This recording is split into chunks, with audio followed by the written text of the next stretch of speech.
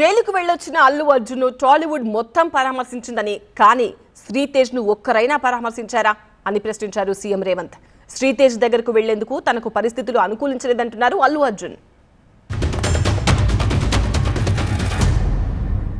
So ఈ రోజు ఆ కుటుంబాన్ని ఆదుకోవడానికి ఈ రోజు కూడా ఆర్థికపరమైన విషయాల్లో కానీ దీంట్లో కానీ వాళ్ళు ఎవరు పెద్దగా ఆసక్తి, కనీసం సినిమా వాళ్ళు ఒక్కరోజు అతను పొయ్యి వస్తే సినీ ప్రముఖులందరూ అతని ఇంటికి వెళ్ళి అతనికి మొత్తం ఏదో కాళ్ళు చేతులు యాక్సిడెంట్లో పోయినట్టు కన్నీళ్లు గారుస్తారు.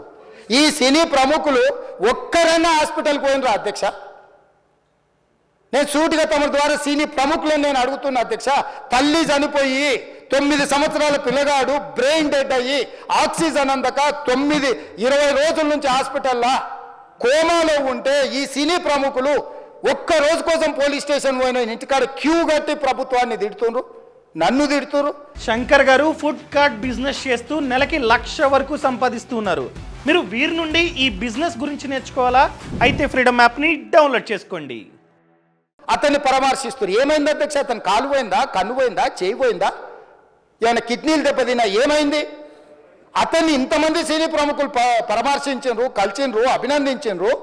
కానీ ఆ పిల్లగాన్ని కనీసమన్నా పరామర్శించడానికి సినీ ప్రముఖులు ముందుకు రాలేదంటే సినిమా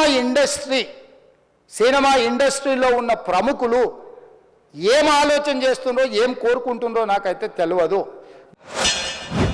షాక్ ఇమీడియట్ నేను బాస్కు ఫోన్ చేశాను, మా బన్నీ బాస్కు ఫోన్ చేసి, బాస్కు ఇమీడియట్గా హాస్పిటల్కి వెళ్ళి వాళ్ళని కలువు, నేను వస్తానంటే సార్ నేను మొత్తం అక్కడ వెళ్ళి సెట్ చేసి వస్తాను, వాళ్ళందరూ ఎమోషనల్గా ఎలా ఉన్నారు ఏంటో మనం ఫస్ట్ చెక్ చేసుకున్న తర్వాత మీరు దిగాలి, ఒక్క నిమిషం ఆగండి సార్.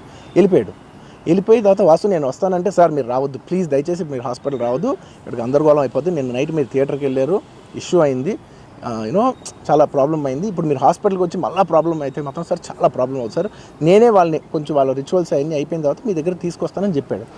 ఓకే అని వెయిట్ చేసేసరికి ఇమీడియట్గా ఏం చెప్పాడు, సార్ ఏమనుకోవద్దు, వాళ్ళు మీ మీద కేసు ఫైల్ చేశారు, ఇప్పుడు మీరు వాళ్ళు కలవడానికి లేదంటే నేను మా లీగల్ టీం అదేం పర్లేదు వాసు నేను వచ్చేస్తాను, నేను కొంచెం మూర్ఖంగా మాట్లాడుతుంటే సార్ మా లీగల్ టీం చాలా స్ట్రిక్ట్గా చెప్పింది, sir they filed a case on you, మీరు ఇప్పుడు వెళ్తే legally it is not right thing to do, please don't go అని చెప్తే అప్పుడు ఆగాల్సి వచ్చింది. అసలు నేను సుకుమార్ గారు చాలాసార్లు మాట్లాడుకున్నాం, డార్లింగ్ మనం ఏం చేయొచ్చు, నేను ఒక మంచి అమౌంట్, పెద్ద అమౌంట్, నువ్వు ఒక అమౌంట్, మైత్రి నుంచి ఒక అమౌంట్ తీసుకుని మనం ఒక ఫిక్స్డ్ డిపాజిట్ ఆ అబ్బాయికి ప్లాన్ చేద్దాం, ఊరికే మనం ఏదో చేతులు దుడిసేసుకుని అలా కాకుండా మిగతాలో కాకుండా మనం జెన్యున్గా ఏదో చేద్దాం డార్లింగ్, ఆ అబ్బాయికి ఏదో ఫిజియోథెరపిస్ట్ పెట్టిద్దాం, ఇలా చేద్దాం అలా చేద్దాం, ఎన్నో విషయాలు మాట్లాడుకున్నాం.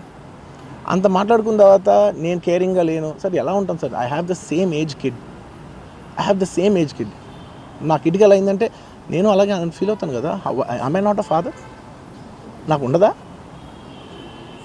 ఇన్ని క్యారెక్టర్ ఇంత అసాసినేట్ చేసినప్పుడు ఇట్స్ పబ్లిక్లీ హ్యూమిలియేటింగ్. నాకు చాలా బాధగా, నేను ఇంత చేసినా కూడా నాకు బాధగా ఉంది సార్. మన తెలుగు వాళ్ళు బరువు తీసిన పైన పెడదామని నేను సినిమా చేస్తుంటే మళ్ళీ లాక్కున్నాం.